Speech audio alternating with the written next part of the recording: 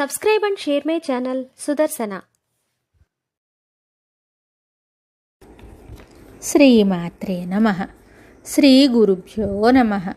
శ్రీమద్దేవి భాగవతం 9వ స్కందము. సావిత్రి ధర్మరాజుల ప్రశ్నోత్తరములు. సావిత్రి ధర్మరాజును స్తుతించుట.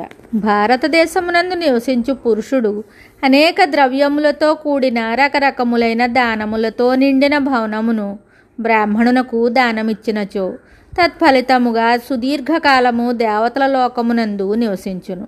దాని తరువాత ఉత్తమ యోనియందు జన్మించి గొప్ప ధనవంతుడగును.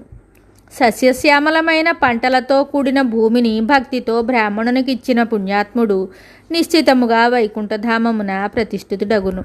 ఉత్తమమైన గోశాలను గ్రామమును దానమొసగిన మానవుడు వైకుంఠలోకమునకు వెళ్ళును. ఉత్తములైన ప్రజలు కలిగి బాగుగా పండిన పంటలతో అలరారుచు అనేకములైన పుష్కరిణులతో కూడి ఫలములు కలిగిన వృక్షముల చేత లతల చేత శోభిల్లు నగరమును బ్రాహ్మణునకు దానమిచ్చినచో అట్టివాడు చాలా కాలము వరకు కైలాసమునందు సుప్రతిష్ఠితుడగును. తరువాత భారతదేశమునందు జన్మించి రాజాధిరాజగును. లక్షల కొలది నగరముల మీద అతని ప్రభుత్వముండును. ఇందులో సందేహం లేదు. నిశ్చితముగా భూమండలమున గల సకలైశ్వర్యములు అతని వద్ద విరాజమానములై ఉండును. అత్యంత ఉత్తమమైనవి కానీ మధ్యమ శ్రేణికి చెందినవైనను కానీ ప్రజలతో సంపన్నమైనవి వాపి కూపతటాకములు గలవి రకరకములైన వృక్షములతో శోభిల్లు 100 నగరములను బ్రాహ్మణుని కొసగు పుణ్యాత్ముడు వైకుంఠలోకమునందు సుప్రతిష్ఠితుడగును. ఇంద్రుడు స్వర్గమునందు సకల ఐశ్వర్యములతో సంపన్నుడై విలసిల్లునట్లు అట్టి పురుషుడు భూమండలమున శోభిల్లును. 1,000,000 జన్మల వరకు పృథివీ అతనికి సహకరించుచుండును. అట్టివాడు గొప్ప సామ్రాట్ అగును. తన సకల అధికారములను బ్రాహ్మణును కొసగిన పురుషుడు 4 రెట్లు దీనికంటే అధిక ఫలమును పొందును. ఇందులో సందేహం లేదు. తపస్వి అయిన బ్రాహ్మణునకు జంబూద్వీపమును దానము చేసినవాడు నిశ్చితముగా 100 రెట్లు ఫలమును పొందును.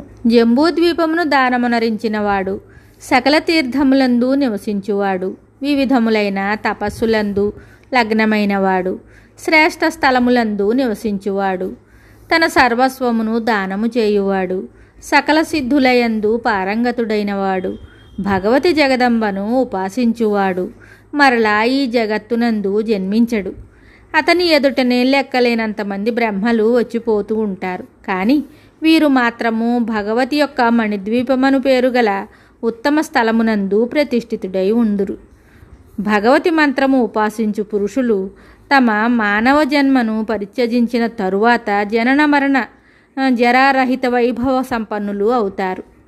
దివ్య రూపమును ధరించి భగవతి జగదంబ సేవయందు సంలగ్నుడవుతారు. వారికి సారూప్యముక్తి ప్రాప్తించును. వారు మణిద్వీపమునందు నివసించెదరు. దేవతలు సిద్ధులు సమస్త విశ్వము వీరందరూ సమయానుకూలముగా నశించెదరు. కానీ దేవీ భక్తులు ఎప్పుడునూ నశింపరు.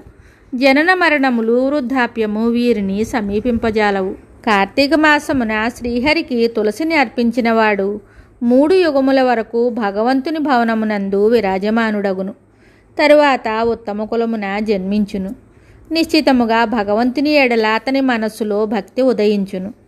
భారతదేశమున నివసించు జితేంద్రియులైన పురుషులలో అతడు ప్రముఖుడగును. భూమండలమున సుప్రతిష్ఠితుడగును. అరుణోదయ మధ్యకాలమున గంగయందు స్నానం చేసినవాడు దీర్ఘకాలము వరకు భగవంతుడగు శ్రీహరి మందిరమున ఆనందమును అనుభవించు సదవకాశమును పొందును. తరువాత ఉత్తమ జన్మము పొంది భగవంతుడగు శ్రీహరి మంత్రమును ఉపాసించుచు శరీరమును ధరించి ఉండును. మరలా సమయానుకూలముగా మానవ శరీరమును వదిలి భగవద్ధామమునకు వెళ్ళును. అచ్చటి నుండి మరలా పృథివీ తలమునకు వచ్చు పరిస్థితి అతనికి ఏర్పడదు. భగవంతుని సారూప్యమును పొంది అతడు ఆ స్వామి సేవయందే సదా లగ్నమై ఉండును. గంగయందు సర్వదా స్నానము చేయు పురుషుడు సూర్యుని వలె భూమండలమున పవిత్రుడుగా భావింపబడును. ఇది నిశ్చితము. అతని పాదధూళితో పృథివీ అప్పటికప్పుడు పవిత్రమగును. అతడు వైకుంఠలోకమున సుఖముగా నివసించును. మిగతా కథ తరువాయి భాగంలో తెలుసుకుందాము. శుభం. Subscribe and share my channel Sudarsana.